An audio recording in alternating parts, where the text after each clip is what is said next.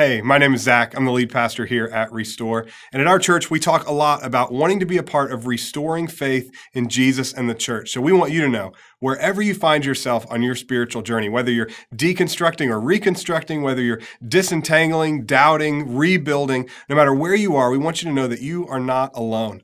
And we want to be a support for you as you journey down this road of faith. So if you have questions or you need support, we would love to chat with you. You can reach out to us through our website at restoreaustin.org, and we hope you enjoy this week's message. All right. Hey, everyone. How's it going? Very good? Solid? Good morning for everybody. There was tacos back there, so I felt like I got my morning off to a really good start. But it's been a while since I've been up here, and so most of you probably may not know exactly who I am, apart from maybe if you saw it on the website. But I am Iver Robinson, the lead pastor of Moontower Church, which is a sister church to Restore. And these last few years have been filled, I think this is like an understatement, with just a lot of ups and downs and moments where it just felt like, complete chaos. That's the only way that I can describe what has been happening. And sometimes when we're experiencing chaos, sometimes our human nature, we just want to retreat, right? And we want to put ourselves in isolation, feeling like we're the only ones that are feeling what we're feeling, just like the pure exhaustion and just the pure pain, the pure anger, hurt, all of these things that we're feeling, the sadness and things. But the fact is that there are many others who are trying to figure out what to do with the chaos of just like the raw emotions and how to manage these things, plus life. Starts to feel a little bit hopeless when you put all of those things together.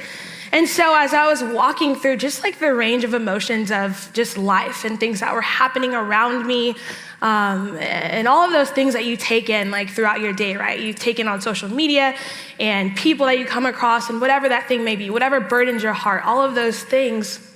I was trying to figure out, what do I do with this? Like, what do I do with all of these raw emotions? And the answer that I found in all of the trials and all of the tribulations was to let people help me. And that seems really simple, but I grew up in this way of like, my mom was like, make sure you can take care of yourself. And that's always what I've done. I've made sure I could take care of myself. I made sure everything was handled. And so when it comes to asking people for things, it's the complete struggle. But I realized if I'm gonna make it through this thing, and if I'm gonna make it through on the other side healthy and whole and better when I came in, I had to let people help me. And so I let people help me and I let people love me. And I was vulnerable in my raw emotional state of what I was walking through and where I was going. I feel like I learned truly what community was. And community, it's just being affirmed at just the right time and being allowed to just feel what we are feeling without fear of judgment, and to say what we need to say without fear of repercussions. And the crazy part is the reason why I came to Moontower was to do that for other people. So I could create this space where people could come in. They don't have to code switch. They don't have to take off who they are. Like, they can bring all of their baggage in. And I believe that was like the desire for Moontower Church. That is so what was burning in my heart. And I did all these things for other people. And little did I know that that community would turn around and do the same thing for me, that they would hold me in those spaces. And in this intimate and vulnerable way, we just walked and we kept walking together. And so let me rewind though and take us back to the beginning of this beautiful and chaotic roller coaster ride that I would still go on over and over again, even knowing how it ended or what the outcome is. And so almost 3 years ago, well, me and Zach, first off, we know each other through FCA camp. And so we were college athletes, and a bunch of college athletes would go in the summer and we would just work FCA camp. We'd stay up way too late. We were huddle leaders over high school kids. We'd stay up all night, go back. I was doing softball. And so I'd be on the hot sun. Like, we just had this really good time together. But Zach and I, we weren't super close. We just kind of stayed friends on social media. And I would just like his stuff, comment on it. He would like mine, comment on it. And that's kind of how it was over the span of probably 10 years from when we had known each other. And so almost 3 years ago, Zach contacted me and he says he was leading a search to find the lead pastor of Moontower Church, a church that would be planted on UT's campus with the help of its sister church, Restore. I thought, wow, that sounds like a really cool opportunity for somebody else. I'm like, you're hyping this up, this sounds great, but you're gonna have to get somebody else to do it, because I got things going on. You see, this was not in my plan. And in fact, it went against everything that I was planning for my life and myself and the life of my family. I had a 5-year plan. I'm one of those people that I'm like, I put it in my notes and all of these things. I have this big vision. So I had this 5-year plan. We were moving to Portugal. I'd already picked out houses. I was showing everybody, telling everybody what we were about to do. And this was it. I felt this burning desire that this is what God wanted for our family. I wanted to world school, wanted our son to experience this life and this culture. I travel a lot. And so I'm I get the I don't know, when I'm out, I'm like, oh my gosh, the sights, the smells, the people, all of it. It just ignites something within me. And so I had my plan. Portugal was a front runner, would experience a life that involved this world schooling. I had this idea in my head that I would just be out marveling the beauty of the world around us. This was the plan, God. This was the plan. So what was this Moontower church that you were calling me to? And obviously, since I'm here soon enough, I relented to God's plan and the plan that he had for my life. And I decided to put my name in the hat for the lead position of Moontower Church, which led me here today. And so as I learned more about what exactly it was we would be doing and the vision of the church, I learned that the church would be in the Baptist student ministries on campus at UT, and we would all work together with the larger community of the Baptist General Convention of Texas, which is the organization that the BSM is under and the organization that we would then have to be under as well in order to just use the space. And so me being me, I've grown up playing sports. I'm a team person. I'm all about it. And so I'm like, oh yeah, we're about to do this. And so I was under this belief that our goal as a collective was to make this beautiful experience for all who walked into the doors of Moontower Church. And this very soon became a dream rather than a reality, as we realized this road was gonna be tougher than maybe we thought we were signing up for and harder than we could have imagined. This road was gonna be filled with people continually believing we were the other because we loved all people, yes, even our LGBTQ plus brothers and sisters. And how dare us let women lead and women of color lead and have diversity and backgrounds and thought and theology and all of the things.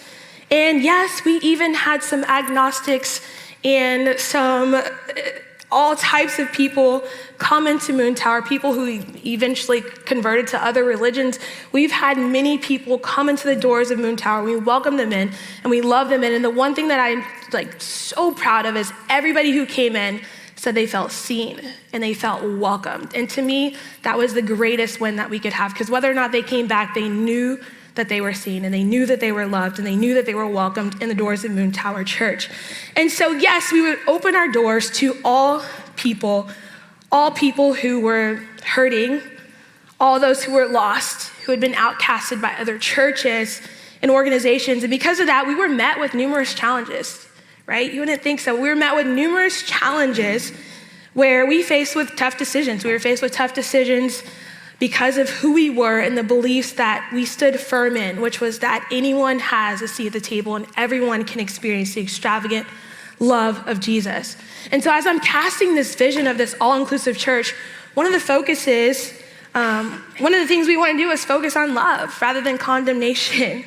And I sat through meetings. That's what I did, the first probably year, just meeting after meeting with people, casting vision, letting them know who we were, what we were about. And so I sat through meetings with different people and organizations, and I was meeting with this student organization, and I was casting vision about our church, and how we just wanted to be a safe place for people. And so at the end of all of this, they asked me, well, when will you tell them about sin? They said, when will you disciple them? I said, okay. Well, since when did discipling people mean guilting people into choosing Jesus and making them feel like the lowest of the low and their only option was Christ? Yes, this is true that he is our best option, but it's because we are lovable. And it's because we are created in his image, and as image bearers, I don't want anything separating anyone from Christ, from God, anything. And so that was the conversation, is that we want to love people well, and we'll do everything we can to have people get closer to God. That's all people, including myself. And so we were told it was unfortunate that we didn't believe the same gospel. I just sat there baffled. Really? And instead of building each other up as a church and as a people of God, I quickly realized that it was every man, every woman for themselves. And as we dealt with a mega church that said we were unable to use their worship team because they signed a non-compete clause. This was church. You really can't make this stuff up. I'm like, how is this church? Why did I come here? Why am I even here? What did I get myself into? These are the questions running through my mind as we talk more about the story of Moontower Church and all that Jesus did through our time together. I want us, though, to look at a story of Mordecai and Esther, because it really reminded me of the ways that God can take a story, make it his, and use it for his glory when you live into the position that God has placed you in. And so Esther is a woman that was positioned for something more than she could have ever imagined or thought. And so when Esther lost her mother and father, her cousin Mordecai, then he took care of her. And so he takes care of her, and he basically takes her in as a daughter. And so Mordecai, though, tells Esther to tell no one of her Jewish heritage and family ties. And so she ends up becoming one of the women who are chosen to be an option to King Xerxes' wife. And so eventually Esther finds favor in the eyes of the king, and she becomes his wife. She continues to keep her heritage a secret out of the obedience of Mordecai. And then there was a man named Haman, and so he's promoted to be in a higher seat and even higher than the king's nobles, and so he becomes promoted to be basically second in command, his right-hand man to the king. And so because of this promotion, everyone must bow to Haman due to his new position in command. And so due to his new position to the king. And so, but Mordecai, he refuses to bow.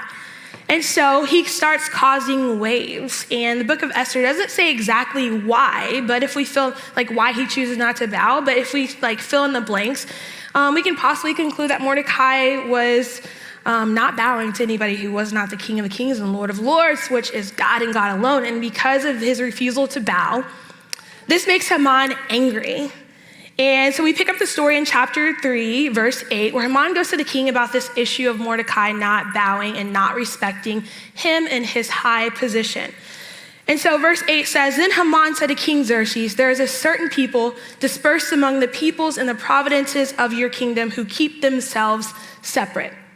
Their customs are different from those of all the other people, and they do not obey the king's laws. It is not in the king's best interest to tolerate them.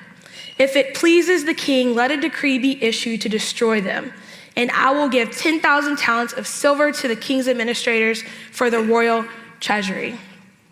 You see, people are threatened by the differences of others, and if they don't get the others to conform, then usually violence and judgment are inflicted on those who are now a threat to order.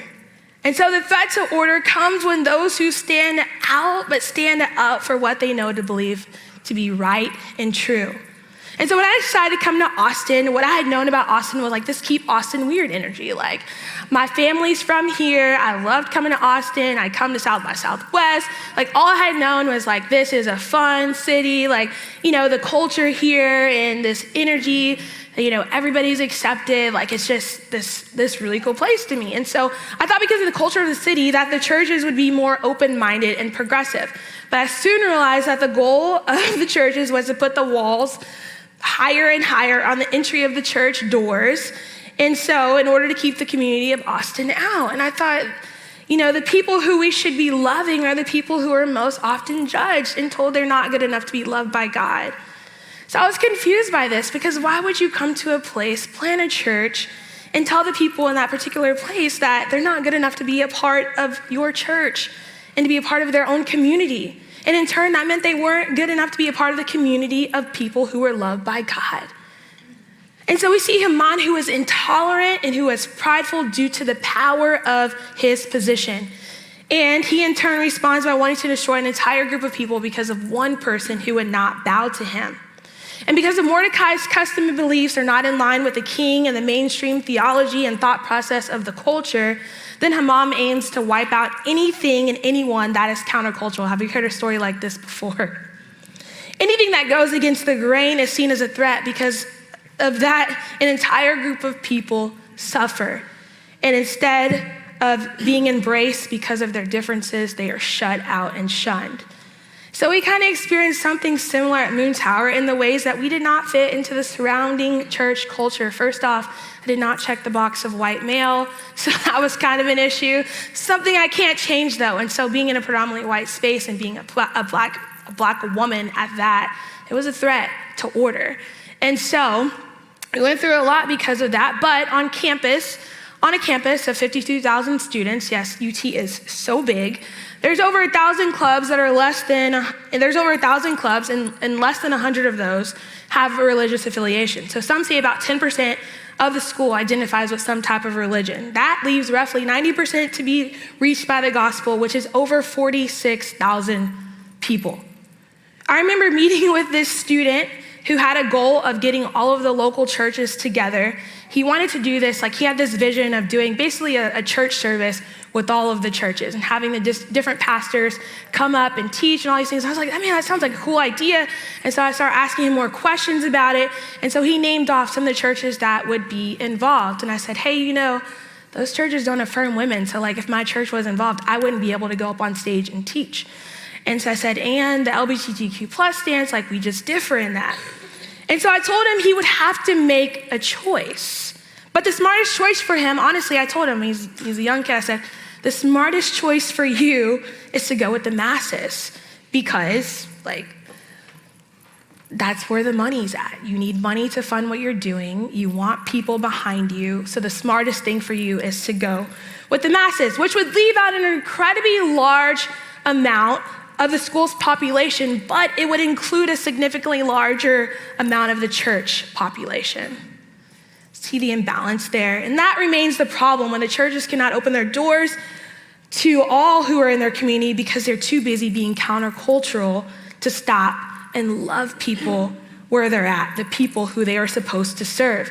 And so over and over again, we met other churches and student organizations in our UT community who were content with remaining in their bubble. But we tried to do the opposite because we knew that we needed to burst the bubbles in order to reach the people that God needed to be reached, and we did that. We found an intimate and loving community with one another at Moontower Church, and God allowed us to find each other just at the moments when we needed each other the most. So CJ's here today, and she's one of the students who was at UT. She was invited by a friend at church, and I asked a couple of people hey, can you just send me something, what does Moontower mean to you? They actually had wrote some stuff on social media already. So I was hey, will you just send me something? And so I wanted to share this because it's hard for you to get a picture of who we really were and what we really did with our time together without hearing from some of the people that I just love so deeply. And so CJ says, Moontower to me was more than just a space where we could all gather. It was a second home to me. And in my 21 years on this earth, I've never felt more comfortable coming into a place and being my 100% authentic self. When I first started attending Moontower, I put up a front and only displayed my presentable side of myself. The side with no anxiety, no fears, no questions. And in such a short amount of time, Pastor Iver and the entire Moontower staff became people that I can lean on when I had such fears, doubts, questions, and uncertainties. In short, I'll forever be changed by these wonderful people, and I am eternally grateful that I want to mess this part up, that God was the one to bring us all together. That God, only God.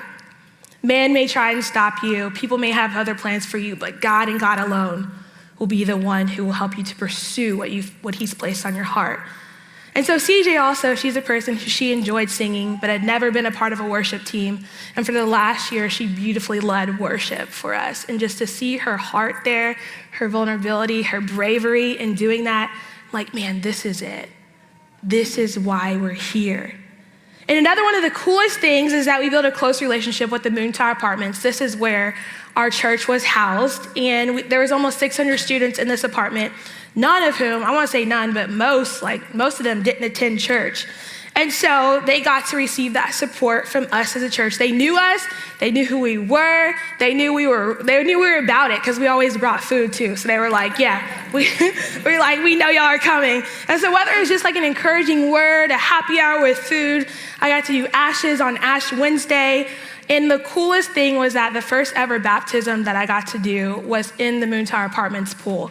And so I was kind of worried because some students were partying up there, and I was like, hey man, like there's students up there, we're about to go do this thing, we got this group of people coming, we're gonna do this baptism. And so he's like, I'm gonna go talk to him. So he goes and talks to him, and he's like, oh, they're just gonna stay and hang out. And so I was like a little worried about it. I was like, oh, I don't know how they're gonna receive us, or what they're gonna do. But literally they stopped everything they were doing, turned off their music, stopped everything they were doing, and they became a part of the moment, a part of this baptism, and they celebrated this with us. And I just thought, man, God, look what you've done. Look what you've done, because we went to a group of people who people thought, nah, there's no use in that. And we were a part of this change within them and within this community. And some of them they'd never been exposed to church. They may not ever be exposed to church again, but we were it for them. And I love that. And so over the 2 years, we continue to fight. We continue to fight for what we believe was right, which was that anyone could have a seat at the table and everyone could be loved by Jesus. And this thought process made things more difficult for us. And as Haman described Mordecai, I felt this, like this being a certain people dispersed among this providence whose customs are different and they don't obey the king's laws. And so Haman asked to destroy the Jews, and the king's response was, do with them as you please. He nonchalantly allowed a group of people to be condemned to death because his second in command truly just asked. And so Haman decides to move forward with this plan, and word gets back to the Jewish people, and they begin to lament and to mourn for what they believe is their future, which is death. This is their fate, but because of customs, their fate would not be carried out for another 11 months. And so the people are mourning, and Esther, who's sitting in this high position within this palace, she's not connected to the outside world. And so she ends up getting word that people are mourning, and she's asking, what's happening? What's happening in the streets? And she hears that Mordecai is leading this like procession of mourn. And so she can't speak directly to Mordecai, but she sends a servant, and they speak back and forth. And so Mordecai asked her to go to the king, and she responds and says, like, my hands are tied. I can't do that because you're unable to speak to the king unless you're called for. And so it was the customs and laws that if you went out of turn to the king, like you could be subjected to death. And so she's like, I'm sorry, I can't do anything about this. And so Mordecai responds to her in chapter 4, verse 12, and it says, when Esther's words were reported to Mordecai, he sent back this answer: do not think because you are in the king's house, you alone of all the Jews will escape. For if you remain silent at this time, relief and deliverance for the Jews will arise from another place, but you and your father's family will perish. I think this is a reminder to Esther to remember who you are, remember where you came from, and know that's what will happen if you remain silent and if you do not stand up for what is right and stand up for your community. He says God will make another way though. God will make another way because God always makes a way out of no way. But what if this way is through you? Your voice and your purpose and your position. And Mordecai says, and who knows, but that you have come to your royal position for such a time as this. But who knows that you have come to your royal position for such a time as this. For such a time as this, God has placed each of us exactly where we're at in order to fulfill our purpose. We must dig deep and find out what it is that God wants us to do with our positions within our community. Over and over again, I felt the weight and the depth. Like I felt this heavy burden of what we were doing and why I was here in Austin. I felt the weight of my position. But I had to continue to remember, but what if I was placed in this position for such a time as this? For this community and for these people, for this church and the students that we would meet and all the people, the hundreds of students and people that would come through our church throughout our time at Moontower. The people who were able to feel loved, the people who were able to feel accepted, the people who were not judged, the people who truly could be in their own being. What freedom that is, right? And because we pressed on when things got difficult and we continued to cast our vision and be a group who found reasons to invite you in rather than leave you out, we got to have more testimonies and more stories of students like Hannah. Hannah graduated from UT. She's not here today, but she graduated from UT and we got to celebrate her. She graduated through UT and she stayed around and she became our worship pastor. And so what she had to say was Moontower Church was a safe place where everyone was welcome to the table. Moontower, what I like to call it, Mooney. I don't know why she liked to call it Mooney, but was where I was accepted as a person and as a leader. I made friends who became family, and through the people and all the moments, I was able to experience God hold me up and hold me together. At Mooney, I experienced God as my comforter and my friend. I'm forever grateful and forever changed by what God did at Moontower Church, and it is my greatest honor to have been there at all. And so I love this because if you knew Hannah, which you don't, but she's a church kid, has grown up in church her whole life, has been leading worship since she was like 7. And so she had this expectation and this weight on her, like, hey, you gotta have it all together. You gotta know what you're talking about. You gotta come with it. And so for her to just come to Moontower and to lead in a way where she could also doubt and she could also ask questions was just so much freedom. And so there were just many testimonies, but there was also hardship. There was also the ups and there was the downs, and even through the loss of funds. Yes, as soon as I was hired as pastor of Moontower Church, we lost $60,000 because I was a woman and because I was a Black woman. And so through the loss of funds, through the turnover in our initial launch group, through changes in leadership, through threats from larger organizations, yes, that's why you haven't seen me. I had to make a choice. I had to make a decision. And I had to distance myself from Restore so that we could keep our church space and I could keep on inviting people in. I can keep on loving them because of our positions, because of our theology, and because of our beliefs. Like, I still got to do the things that God wanted me to do. I still got to teach and love people, invite everyone and anyone in, but this was a choice I had to make. And so through all of these things, we continue to place our feet firmly in the idea that this church, this place, that Moontower was recreated for all people. This church was created for such a time as this. And we're here so we can welcome and we can love our community, embrace the people who have church hurt, embrace the people who don't know exactly what this thing is about, but they need a little hope. We were there to love and to love all. And that's so crucial in a time where we feel like there is no hope.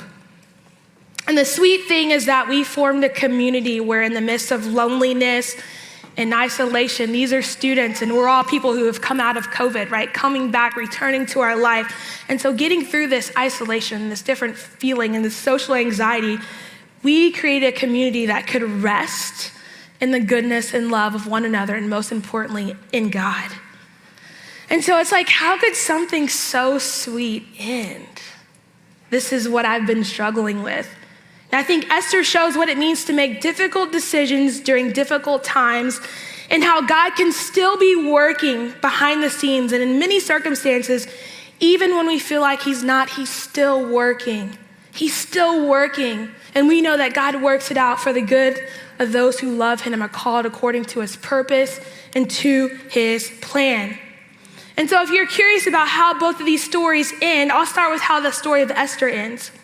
Is that she chooses to risk her life to speak to the king, and as it was customary, she couldn't come to the king at a turn, and so she risks her life and she uses her position to save her community. She risked it all, and guess what? Things turn around in her favor. And the king is so delighted to see her that he overlooks the law and he listens to her and he allows her to make a decree that will allow the Jewish people to defend and protect themselves from their enemies. And so, as for our Moontower Church community, some of our Moontower Church community gave up on church, understandably so, because of what happened to us. And some found a new church home where they can be safe and free to be who they are, accepted, and all of these things. And the win in all of this, though, is that no matter where they landed, that they haven't given up on God. They haven't given up on God, and they haven't given up on our community, the community of people who found a collective voice together in Moontower Church. You see, amazing things happen when we love each other in community and we understand that the most important thing is how well we can love each other exactly where we're at. This is the way that Christ intended us in our purpose within our community. It is that all that we do is out of love for one another and love for our community. And if we do this, then we don't have to worry about the four walls of the church sustaining our faith. But we know that our faith is found directly in Jesus, directly in the one who created us, and directly in the one whose image we bear. And so although we won't continue to gather as Moontower Church, our community, it will still remain. This fire still burns inside of me for the things that we did, the people who we met, all the people who we loved, all the people who found life, not in the church, but in Jesus, through the church, through Moontower Church and what God built. And we found love for one another that will forever and ever exist. And we know that God is pleased. We know that God is pleased with how we use our position for such a time as this. And so as we end this, you're probably actually also wondering, what's next for me? Well, it's really exciting what's next for me. I talked about that 5-year Portugal plan. We're coming up on about 5 years, and the incredible thing is that we will be fulfilling that destiny and that mission of going and living in beautiful places and experiencing culture outside of, our normal, what we know. And so we're gonna be, me and my little 4-year-old, he is just like insane for the pool, for the beach, for all the things. If you met him, you're like, oh my, he's wild, so fun. He has a lot bit of my energy and spunk. And so him and we're gonna head over to Cabo, and we're just gonna, live on the beach and hang out. And honestly, I just wanna live into a community where I can rest, where I can reset, and where I can also just find people to love and encourage, and people who will also pour back into me. I'm sad. This was my last weekend in Austin, and I was very intentional about building a community and having friends here. And I'm so proud that I did just that. And I have people who love me and love me deeply, and who I love so deeply, who have been saying bye to this long goodbye. But all of these things, I believe that because of my faith, because of my obedience, God gave me everything back and more. There was so much grief and so much hardship, and I know many of us have experienced that, right? Throughout these last few years. Like, it's been a wild ride as a collective. And I know we feel that this is a place, this is a community that you could be, and you can have the freedom to feel without judgment, the freedom to just be loved. Man, what a release that is. And so I'm so proud of Zach and all of the team here and everything that we've done together. Like it was a roller coaster ride for sure. But I'm excited about what God is gonna do and what God is continuing to do, and all the reasons why I needed to be positioned, right, for such a time as this. And so I'm gonna pray for us as a collective and as a community, that in your positions that you would find what your heart burns for. You would find that thing that lights your fire. You would find that way to just love everybody where they're at. And so, like I said, the four walls of the church would not sustain our faith, but it would be who we are everywhere that we are. And so let us pray. God, we just thank you so much for this community, this group, this collective, the opportunities that you've given us just to be, to ask questions, to doubt, and to understand that you are our ultimate provider. God, when things don't look the way that we think that they should, God, you're working, and you're working in the midst of heartache and tragedy. And God, you'll bring the people, God, you'll create the spaces so that you could use us in the way that you have designed, Jesus, and that we would be used in our purpose, God, and in our passions, and that those things would be fulfilled through the hope that we have in you, Jesus. And so, God, as we close out this time, I pray that we would just all be encouraged by the people who we have around us, and God, the people you will bring to us in order to serve and love one another and be loved and be served and be poured into in the same way that we pour out to others.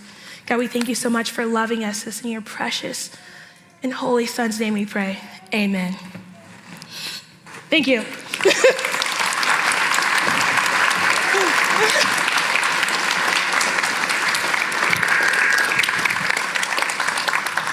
right here because we're going to do a little bit. We just have a couple more things really quick. I wanted to first just come and publicly affirm Iver, and the way that you've led over these last few years has been incredible. I think that, when you have this thing to come and start this sister church, and on our end thinking about I hope that we really help this thing get off the ground and do incredible stuff, and we can kind of be behind the scenes and really empower and teach and all that kind of stuff. And I think I probably learned more from you than you did from me over the years. And so I just appreciate you teaching and leading in such incredible ways. You've been amazing to work with, and we'll always be brother and sister forever. For sure. So I wanted to fill in a little bit of a gap on our end of the story, which is that, we got approached years ago about starting this church on campus at UT in this facility. There was a new facility being built. The people who owned it wanted to start it, and we'd been approached by them, and they said, this is what we'd like. And we said, okay, I'm not sure, how much, value congruence there is between us, but if there's enough and you're comfortable with us doing it our way, which is the way that Iver just described so beautifully up here, then we're in. And so they said, you know what, 100%, you've got our support, you do it your way, you make it happen. And I think one big learning and takeaway was not necessarily trusting that at the very beginning, but waiting for more demonstrations. The idea of when people kind of show you who they are, that you should believe them rather than just the words that they say, listening more to the actions that they do. And so that was a big takeaway. But another huge takeaway for me was when we were going through the interview process with Iver. So we raised a bunch of money already. We'd actually had hired somebody about a year or so before Iver to do small groups here at Restore and help at Moontower. His name was John. Some of you remember John. And then COVID hits, and it wasn't really working out. And so John left. And so we kind of started the process over as the launch for Moontower got pushed back. And so we started over, and we connected with Iver and a number of other candidates. And we're walking through this process. And I remember during the conversation of hey, I think this is going to work. Let's make this happen. Let's hire you officially.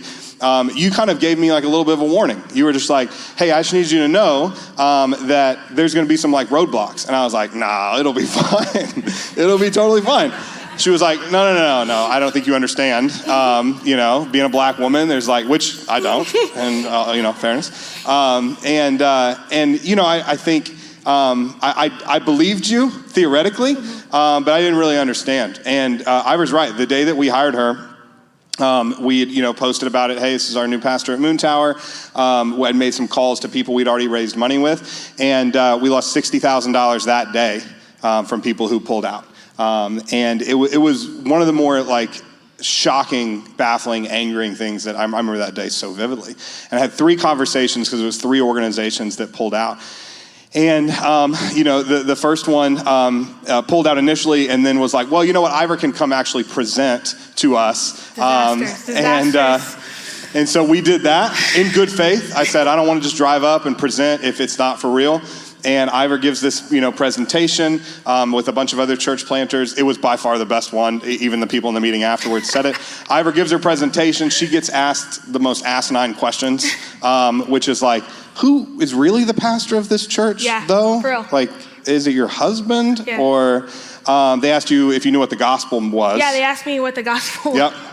It was really kind of it was, but at this point, it was so demeaning. But I mean, you were incredible. You were just rolled with it, answered, kind, faithful, direct, the whole thing, killed it. They were Iver, that was great. Thank you so much. She walks out of the room, goes into the hall, and we they're deliberating, and I got to stay in for that part because I'm a man, and stayed in for that part. And I remember right when it starts, they were well, that was probably the best presentation, but we can't fund her because she's a woman. And I mean, immediately. And I was so mad. I mean, Iver probably heard me yelling in the hallway. I mean, I was mad. And I was we drove all the way up here, did all this stuff. You made her go through this. So mad. So that was the first one. The second one, they were telling me about, it's not even just that she's a woman, it's that she's a black woman.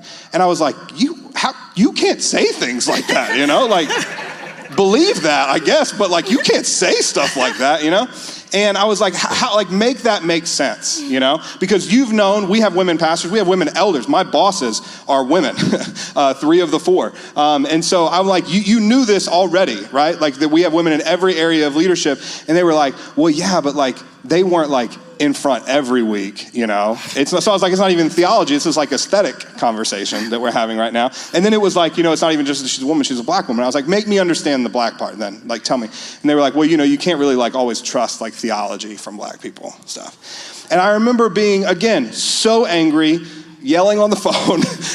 It sometimes takes me a long... Lots of emails. Lots of fiery emails. And that Iver got CC'd on. And I go back to Iver, and I remember saying, like, you told me this would happen. I had no idea that it would be this level, though. And I'm so angry, and I'm flipping out, and, like, you seem so calm.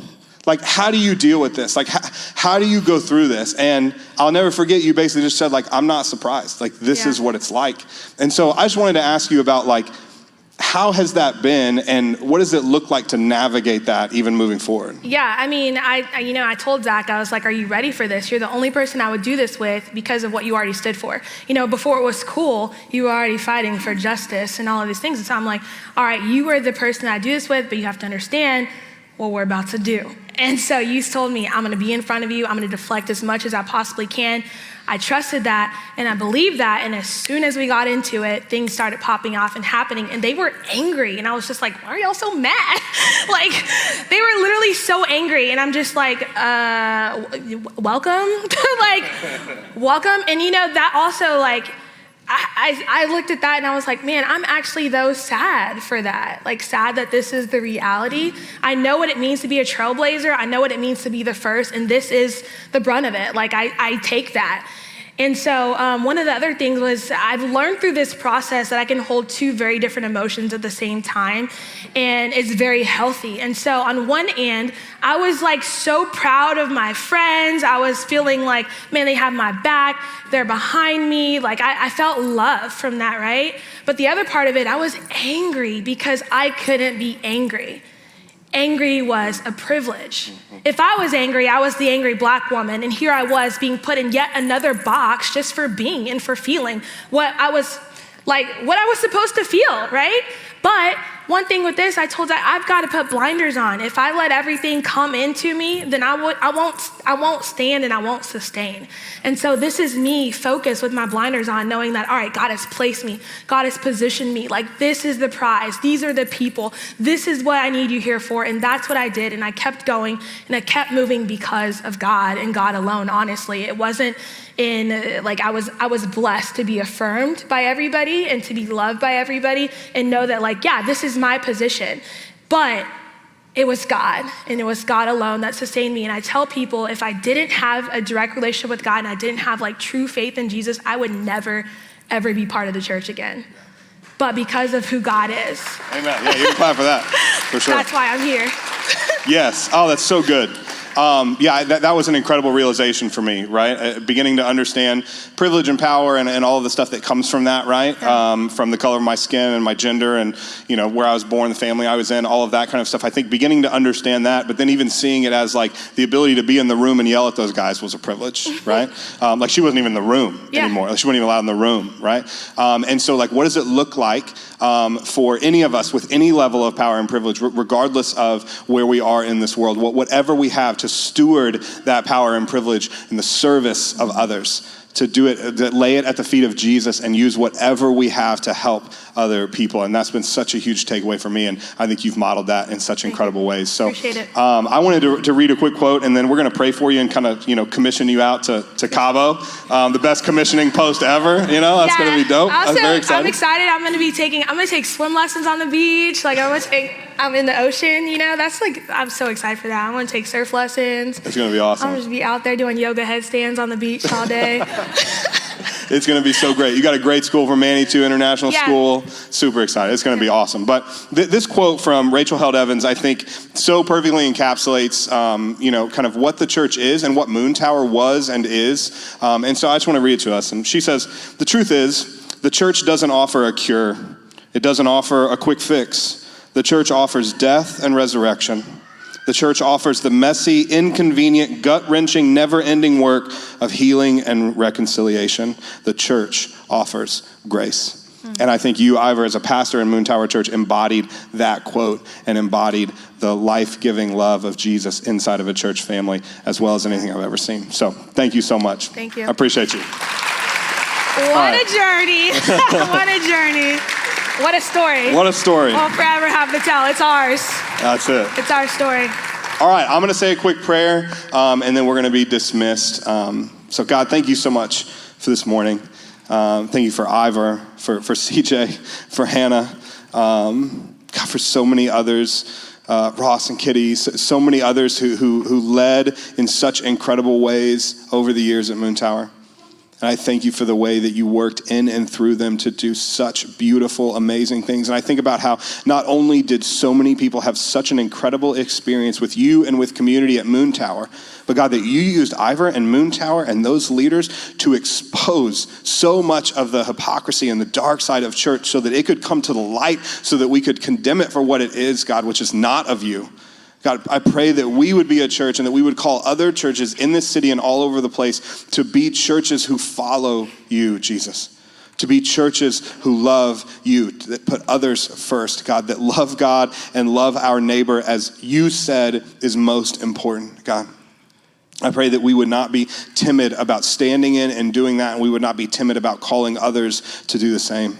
And that, like we said, we would use whatever power, privilege, position that we have, like Esther, like Iver, like so many others, to stand in for people who need help, to lift them up, to love them, and to point them to your love, Jesus. I pray this in his name. Amen. Amen. All right, thanks everybody. Thanks.